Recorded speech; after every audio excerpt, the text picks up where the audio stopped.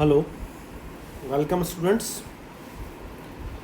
Refraction lecture 5 हम आज करने जा रहे हैं। जैसा कि मैंने आपको लेक्चर 4 में बताया था कि हम यहाँ पर 3 कंटिन्यूस लेक्चर जो कर रहे हैं, इसमें हम इफ़ेक्ट ऑफ रिफ्रैक्शन को हमारे एनवायरनमेंट में जो अलग अलग फैक्टर्स पे जो इफ़ेक्ट ऑफ रिफ्रैक्शन है उसको हम कैलकुलेट कर रहे हैं या उसके रिगार्डिंग हम आर्टिकल कर रहे हैं। तो इसके लिए हमने कल जो एक आर्टिकल किया था, इफ़ेक्ट ऑफ रिफ्रैक्शन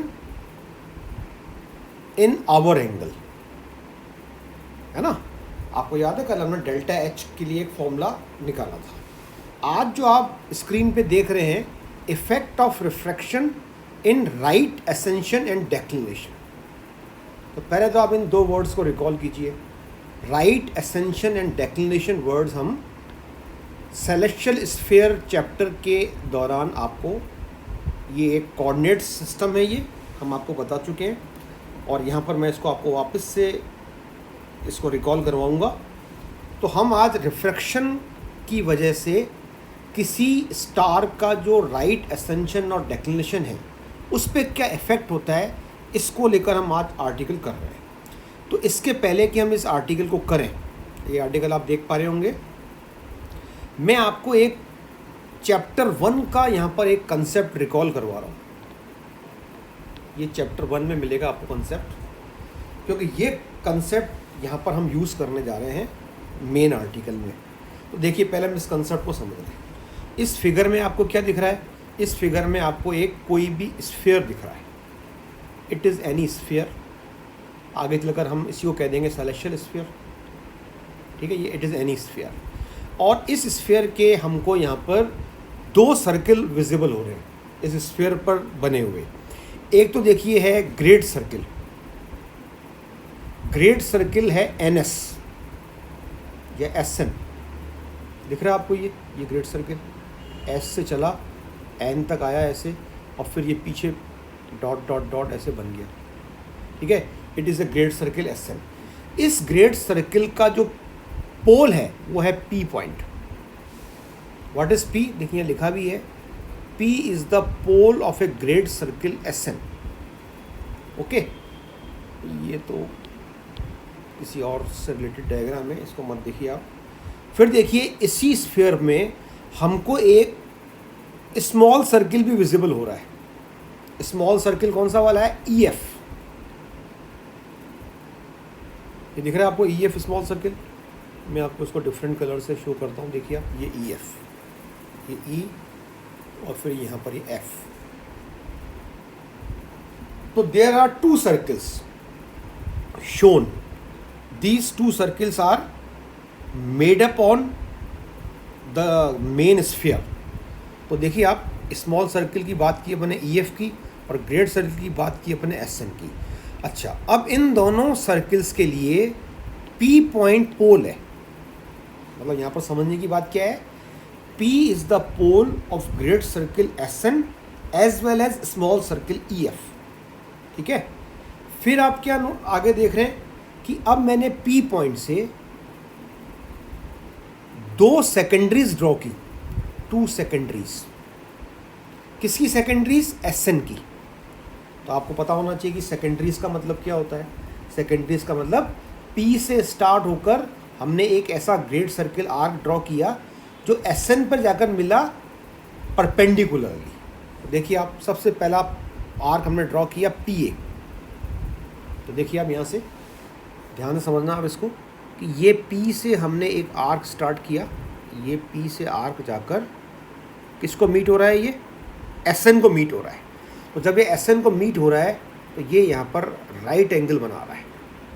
तो जब इस तरह का आर्क जब राइट एंगल बनाता है तो हम कहते हैं PA is a secondary to SN।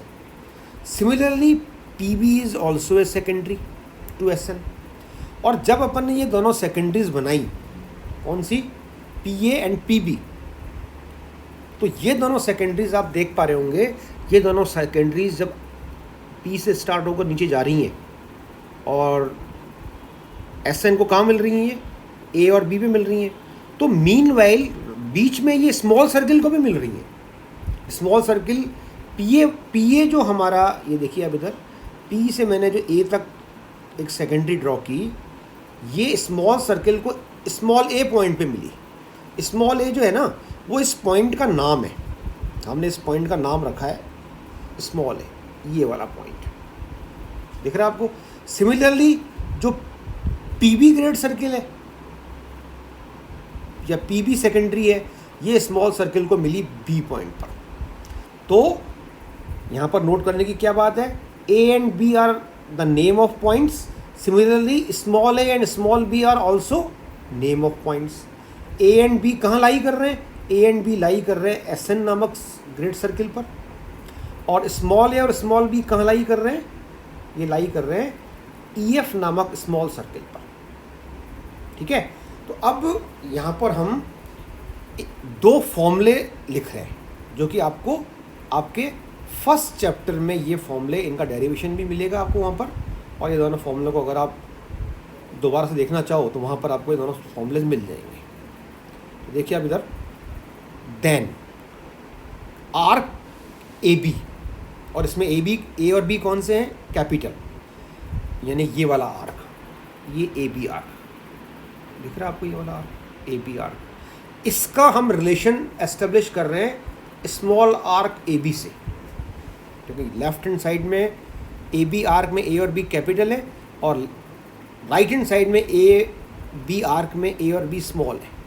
तो what is the relation between capital a b arc and small a b arc, capital a b arc is equals to small a b arc into multiply का sine sec a, यानी sec के अंदर यहाँ पर आपको क्या लिखना है, ए आर्क, ये भी आर्क ही है ऑफ कोर्स, मतलब ए से लेकर बी तक की जो आर्कवल लेंथ है, और ए बी आर्क कहाँ बन रहा है, ये ग्रेड सर्किल पर, इसका रिलेशन हम एस्टेब्लिश कर रहे हैं स्मॉल सर्किल आर्क ए बी से।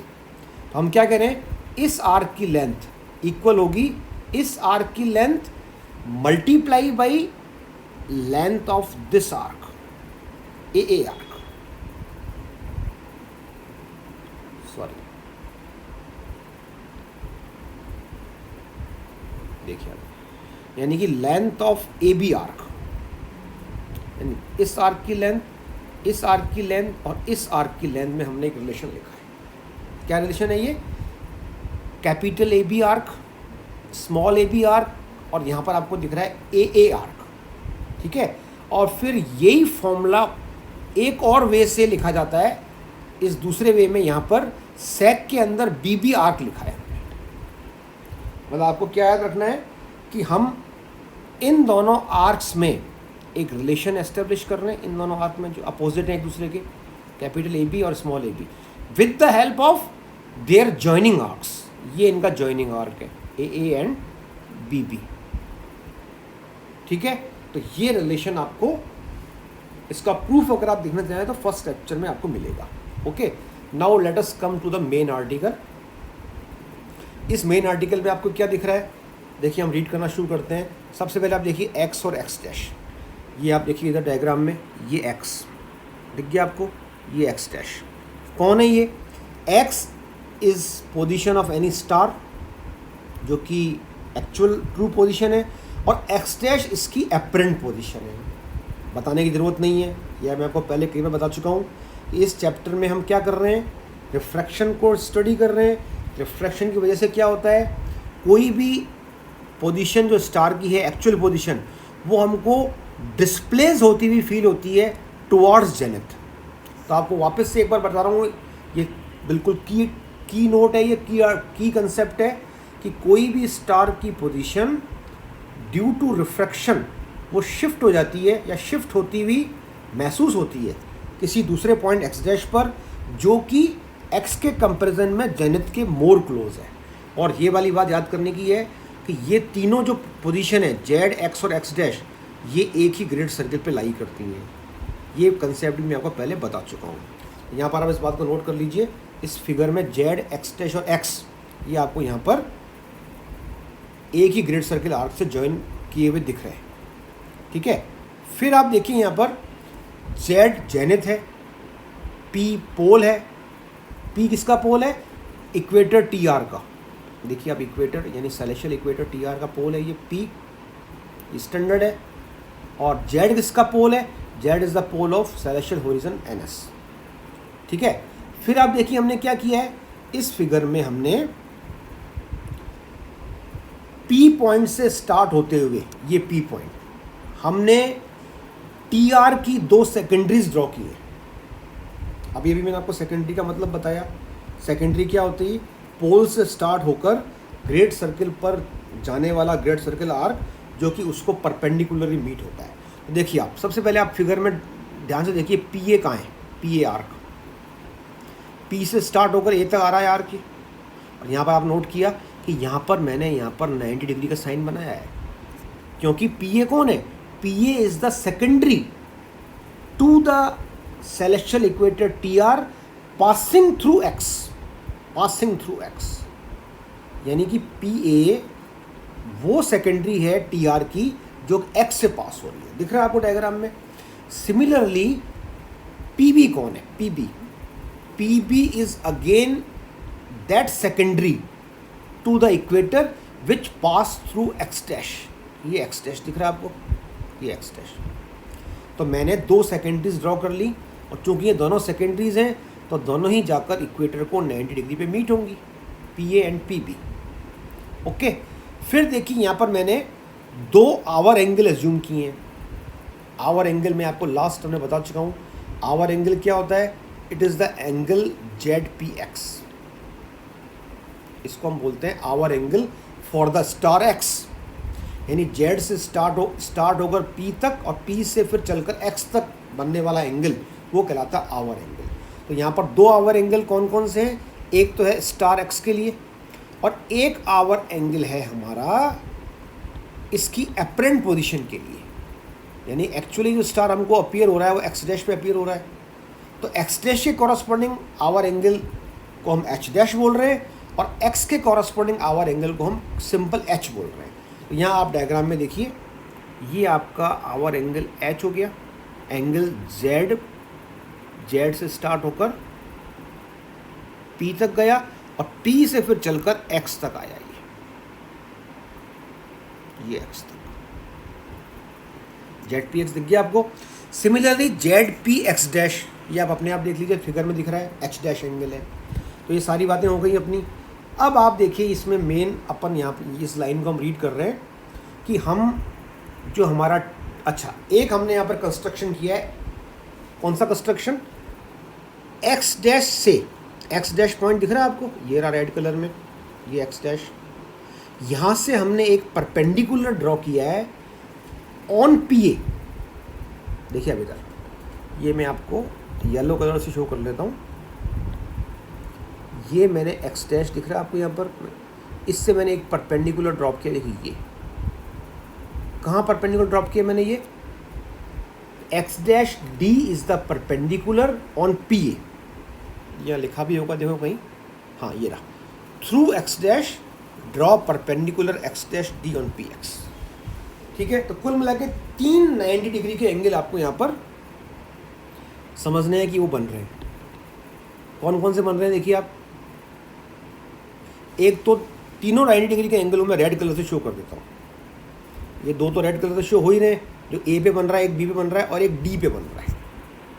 These 3 are the right angle. अब यहाँ पर हम मेन जो हमको बात याद रखनी है, एग्जाम में याद करके जानी है कि एक जो आपको ट्राइंगल दिख रहा है एक्स एक्स डैश डी, देखिए आप लोकेट कीजिए कहाँ है एक्स एक्स डी, यस, इस पूरे ट्राइंगल को मैं आपको वापस से अलग से वापस हाईलाइट करके समझाता हूँ। देखिए एक्स एक्स डैश डी ये ट्राइंगल है, ये एक्स एक्स डैश डी दिख गया आपको ट्राइंगल। वैसे तो ये ट्राइंगल स्फेरिकल ट्राइंगल है क्योंकि ये आर्क से बना हुआ है, पर हम इसको चूंकि ये स्मॉल है तो हम इसको प्लेन ट्राइंगल ट्रीट कर रहे हैं। क्या लिखा है मैंने यहाँ पर, regarding small triangle x x dash d as a plane triangle. ठीक है, ये इसकी मेन बात है। क्यों प्लेन ट्राइंगल हम इसको ट्रीट कर रहे हैं, क्योंकि हम इस पर प्लेन ट्राइंगल के फॉर्मूले अप्लाई करना चाहते हैं। ठीक है, वी हैव वी हैव के बाद जो 2 लाइन लिखी है मैंने वो प्लेन ट्रायंगल के रिजल्ट से लिखी है।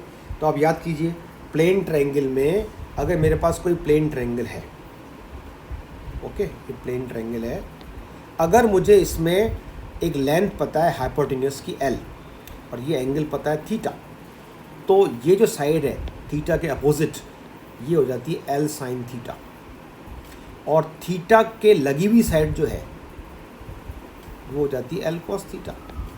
ठीक है, यानी कि side opposite to the angle is written with the help of sine and side which is adjacent to the angle is written with the help of cos, and of course length of hypotenuse is used in both the cases। तो आप यहाँ पर देखिए, इस concept को मैं apply कर रहा हूँ। मैं सबसे पहले यहाँ पर लिख रहा हूँ x डैश d, देखिए आप। अच्छा, एक और बात, ये जो एंगल है, ये देखिए इधर, ये ग्रीन कलर वाला एंगल ना, इसको हमने एक एज्यूम कर लिया है नीटा, यहाँ लिखा है देखिए, angle P X Z is equal to eta. तो इसका नाम पी एक्स जेड रख लें, या इसका नाम हम डी एक्स एक्स डैश रख लें, ठीक है ना, बोथ आर सेम। यानी नीटा को हम चाहें तो अगर अपन उस ट्राइंगल को फोकस करते हुए इस एंगल को बोलना चाहें तो हम इस एंगल को बोलेंगे angle D x x dash, ये एंगल नीटा है, उस ट्राइंगल का एंगल हो गया ये। अब नीटा के जो अपोजिट साइड है वो है एक्स डैश डी, तो देखिए ये साइन लगाने से आ रही है, और एक्स एक्स डैश इस ट्राइंगल का हाइपोटेन्यूज है, और नीटा के जो एडजेसेंट साइड है एक्स डी, ये कॉस लगाने से आ रही है। ठीक है, फिर यहाँ पर आप देखिए एक्स एक्स डैश की जगह यहाँ पर हमने पुट कर दिया के टेन एक्साई। क्यों पुट कर दिया साहब? Yes, because x x dash is my refraction. X x dash क्या है? रिफ्रैक्शन है। स्टार एक्स पर है पर हमको वो एक्स डैश पर अपीयर हो रहा है, तो एक्स से एक्स डैश तक की लेंथ ही तो रिफ्रैक्शन होती है, जिसकी वैल्यू होती है आर, और जिसका फॉर्मूला होता है के टेन एक्स आई। तो यहाँ पर are actually x x dash है, तो एक्स एक्स डैश की जगह मैंने के टेन एक्स आई पुट कर दिया इन बोथ द केसेस। ठीक है, तो ये इक्वेशन नंबर 1 और 2 मैंने यहाँ पर नंबर डाल दिए इनको। अब हम यहाँ पर मेन काम में आ रहे हैं। हम सबसे पहले कैलकुलेट कर रहे हैं नंबर 1, रिफ्रैक्शन इन राइट एसेंशन। तो बताइए राइट एसेंशन क्या होता है? यस, राइट एसेंशन जो कि हम डिनोट करते हैं अल्फ़ा लेटर से। तो आपने नोट किया यहाँ पर राइट एसेंशन को यहाँ पर हम डील करने के लिए या उसको बताने के लिए हम यहाँ पर गामा पॉइंट यहाँ पर हम लेकर या मार्क करके चल रहे हैं। What is gamma? Gamma is the first point of Aries. याद कीजिए आप सेलेस्टियल स्फीयर का चैप्टर। तो अगर मैं आपसे बात करूं कि एक्स पॉइंट के कोऑर्डिनेट अल्फ़ा डेल्टा हैं, जैसे ये आपको फिगर में दिख रहे हैं, तो then what is alpha? Alpha is right ascension and delta is declaration. लेकिन what is the geometrical meaning of alpha? Alpha is the length, alpha is the arc gamma A. Gamma A को हम बोलेंगे alpha, और ए से लेकर x तक की length को हम बोलेंगे डेल्टा। ठीक है ना साहब? सिमिलरली अगर यही बात हम करें एक्स डैश के लिए, मान लो इसको मैं एक्स डैश कर देता हूँ और इसके coordinate of alpha dash delta dash है। ठीक है, तो what is the meaning of alpha dash? Alpha dash is my gamma b, and what is delta dash? Delta dash is my b x dash. ये आपका एक basic idea है जो आपको पता होना चाहिए। ठीक है, अब आप देखिए मुझे यहाँ पर फाइंड करना है रिफ्रैक्शन इन राइट एसेंशन, मतलब रिफ्रैक्शन की वजह से राइट एसेंशन में कितना चेंज आया। तो देखिए change in right ascension, alpha का मतलब राइट एसेंशन है, तो डेल्टा अल्फ़ा का मतलब हो गया change in right ascension. It is equals to alpha dash minus alpha. मतलब समझ में आया आपको कि एक्स स्टार के लिए राइट एसेंशन अल्फ़ा है, एक्स ट्रू पोजीशन है, और इसकी एपरेंट पोजीशन का राइट एसेंशन जो है वो अल्फ़ा डैश है। तो डिफ्रैक्शन की वजह से एक्स कहाँ दिख रहा है? एक्स डैश पर। तो डिफ्रैक्शन की वजह से अल्फ़ा में जो चेंज होगा वो हो जाएगा अल्फ़ा डैश माइनस अल्फ़ा। ठीक है, तो देखिए अल्फ़ा डैश माइनस अल्फ़ा, और ये इन दोनों के मैंने वही मीनिंग पुट कर दिए जो मैंने अभी आपको एक्सप्लेन किए। Gamma B minus gamma A. अब gamma B minus gamma A जो है इसको हम यहाँ पर फिगर में देखेंगे कि gamma B minus gamma a का क्या मीनिंग है। देखिए आप इधर gamma B minus gamma a, इधर देखिए आप फिगर में गामा से लेकर बी तक की लेंथ, ये गामा से लेकर बी तक का आर्क, और फिर इसमें से मैंने सब्ट्रैक्ट कर दिया गामा से लेकर ए तक का आर्क, यानी कि ये आर्क सब्ट्रैक्ट कर दिया मैंने। तो गामा बी में से गामा ए आर्क सब्ट्रैक्ट हुआ तो क्या आर्क बचा? A b arc. ओके, तो gamma B minus gamma a, यहाँ पर आप चाहो तो इसको यहाँ लिख सकते हो कि ये ए बी आर्क है। ऐसे आगे लिखा है ग्रेट सर्किल आर्क ए बी। ठीक है, तो gamma B minus gamma a is a b arc, और इसको हम ग्रेट सर्किल आर्क क्यों बन रहे हैं? क्योंकि ये किसी ग्रेट सर्किल का पार्ट है ना। अब यहाँ पर अगर मैं वो कंसेप्ट अप्लाई कर रहा हूँ जो मेरे लेक्चर के बिल्कुल स्टार्टिंग में मैंने आपको बताया था, नेक्स्ट पेज पर है जो कि फर्स्ट चैप्टर का कंसेप्ट है कि ग्रेट सर्किल आर्क का कनेक्शन स्मॉल सर्किल आर्क से कैसे होता है। यस, वापस एक बार देखिए आप, इसमें हम क्या करते हैं, जो फर्स्ट यहाँ पर इन दोनों आर्क्स के जो फर्स्ट लेटर है, इसका देखिए ए है तो वो ए आ रहा है यहाँ पर, इसका स्मॉल ए तो यहाँ स्मॉल ए आ रहा है। यानी इन दोनों आर्क्स के जो फर्स्ट लेटर है, फर्स्ट जो अक्षर है, वो मैं उन दोनों को एक साथ करके सेक में लिख रहा हूँ।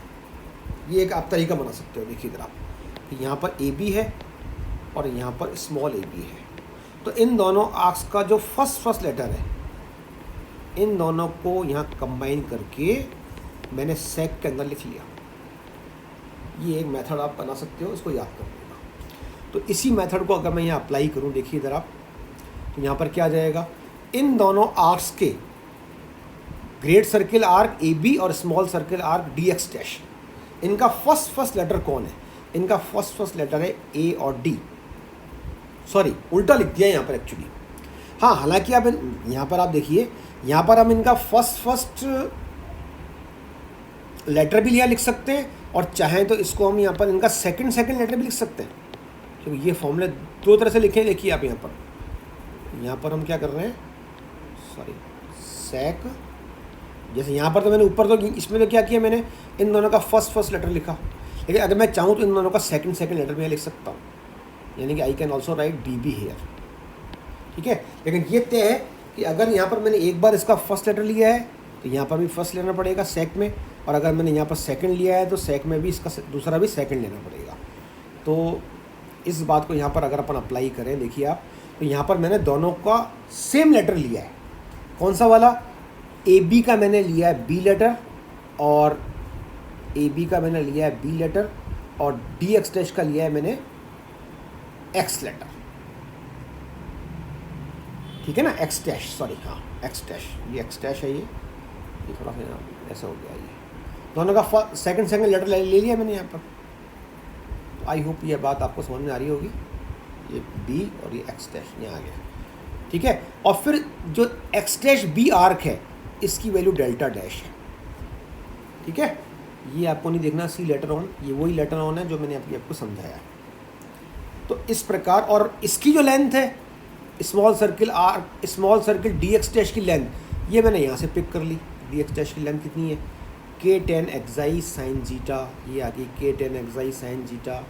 और ये जो लेंथ है मेरी कौन सी वाली, एक्स डैश बी की लेंथ जो है मेरी, वो मेरी लेंथ है डेल्टा डैश।